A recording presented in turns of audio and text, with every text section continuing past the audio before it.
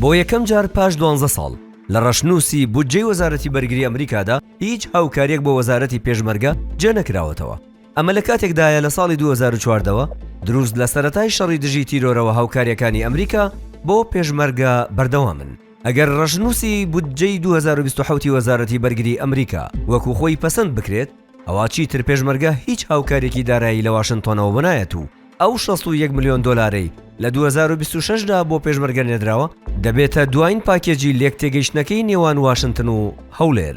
جەباریاوەر ئەمینداری پێشووی وەزارەتی پێشمەرگە هۆکاری وەستاندنی هاوکاریەکانی ئەمریکا بۆ نەمانی مەترسیەکان دەگەڕێتەوە و بۆ ڤار دەڵێت ئەو هاوکاریە تایبەت بوو بە شەڕی تیرۆر و ئێستا هەڕەشەکان بەو ڕادەیە نین.